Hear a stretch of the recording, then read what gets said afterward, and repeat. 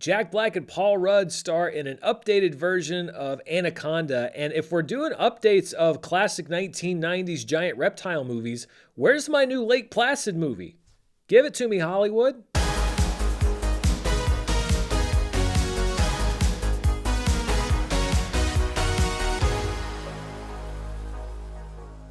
This video is brought to you by HelloFresh. Go to HelloFresh.com/DanMurrell10FM right now to get 10 free meals plus a free breakfast for life. And stay tuned after the video for more info.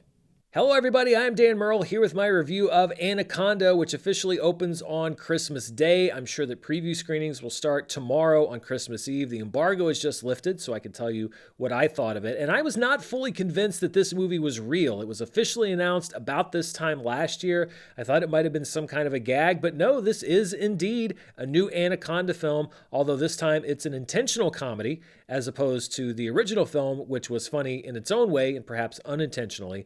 This one is directed by Tom Gormican and written by Gormican and Kevin Etten. They're the same team that brought us the Nicolas Cage meta film, The Unbearable Weight of Massive Talent, which I really liked. This is another meta film inspired by the 1997 cult classic Anaconda, starring Jennifer Lopez, Ice Cube, and a very swarthy Jon Voight.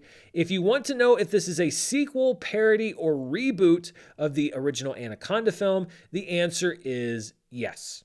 Paul Rudd stars as a frustrated actor named Griff who recruits his childhood best friend, a never-was director named Doug, played by Jack Black, to live out their childhood dream of making a movie. With the rights to Anaconda in hand, Doug and Griff head to the Amazon with fellow childhood friends Kenny, played by Steve Zahn, and Claire, played by Tindue Newton, to reboot the franchise. But things soon take a turn, and the gang finds itself being stalked by an actual giant anaconda, while also getting swept up in some jungle drama via Anna, played by Daniela Melchior, who is on a run of her own.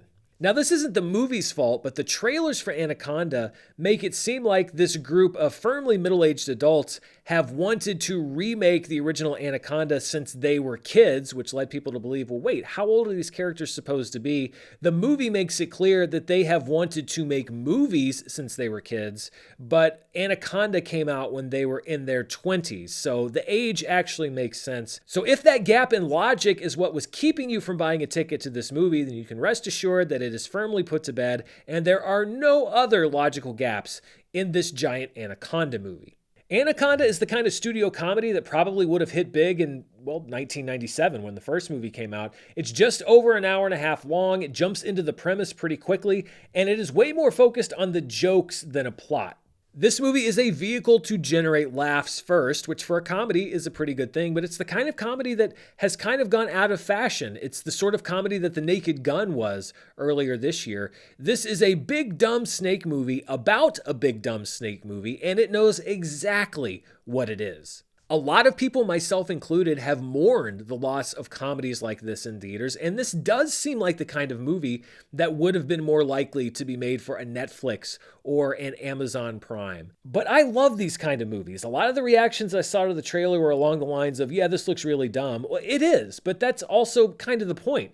For all the accusations I get of only liking self-serious Oscar-contending dramas, I also like really, really stupid comedies, because there's no joke that is too highbrow or lowbrow. The only goal is to get me to laugh and to get the rest of the audience to laugh. And that's really the only metric of success for a movie like this. How often did it make me laugh? Anaconda made me laugh quite a bit, actually, and the rest of the audience I saw it with, which was a mix of critics, but mostly people that were there from the public for a preview screening, were laughing as well. It probably helps that the cast is made up of comedians who I generally enjoy. I love Paul Rudd's ability to play characters who are clueless, no pun intended, but also likable, and this character is right in his wheelhouse. I think that Jack Black is hilarious, and he's very Jack Black in this movie, and Steve Zahn is, I think, one of the most underrated comedic actors around. For those of you who might be a little bit younger and were not around for the Renaissance of the late 90s and early 2000s,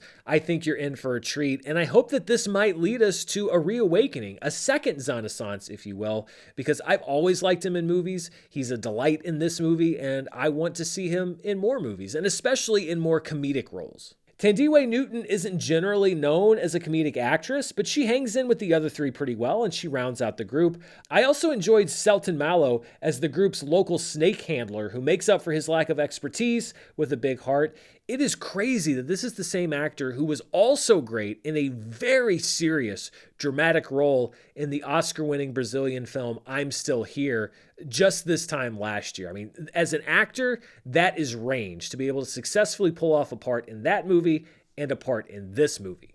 Also, somewhat ironically, the digital snake in this movie looks way better than the digital snake in the original Anaconda. Not that that would take much, but it kind of makes sense because this movie does from time to time kind of work as a horror movie, jump scares and all. And I like that they gave the film a plausible movie monster. If Anaconda had been as overlong as a lot of studio comedies are these days, I'm talking 2+ hours, with the same amount of laughs, then I think I'd be a lot more mixed on it. I'd say, yeah, it made me laugh, but there's a lot of gaps between those laughs.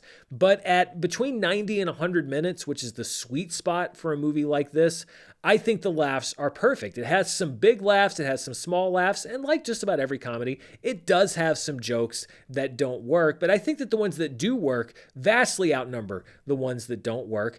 I had a really good time. Is it a great movie? Is it one of the best movies of the year? No, it's not. But as a studio comedy that sets out to make you laugh, I think that it succeeds. And it seemed to me like the response in the theater with the people that I watched it with was very similar. Like I said, if it was 20 years ago, this is the kind of movie that would do really, really well at Christmas, largely because people would have probably already seen the one or two other bigger movies. They'd be making multiple trips to the theater, and they would choose to spend an afternoon on Anaconda, laugh, and then go about their business.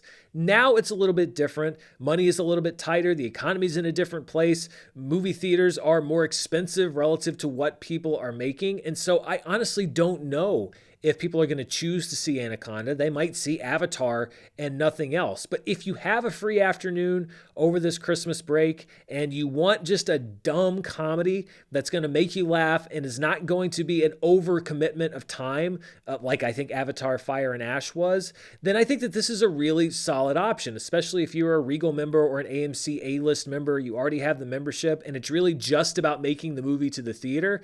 This is the perfect kind of AMC A-list movie, or the perfect kind of movie pass movie where you feel like you're getting your value. And hey, by the way, it's also a pretty fun film. So on my personal rating scale, I'm going to give Anaconda a rating of it's good. It succeeds at what it wants to be, which is a dumb, silly, fun comedy. Everybody looks like they're having a good time making it, and I had a good time watching it.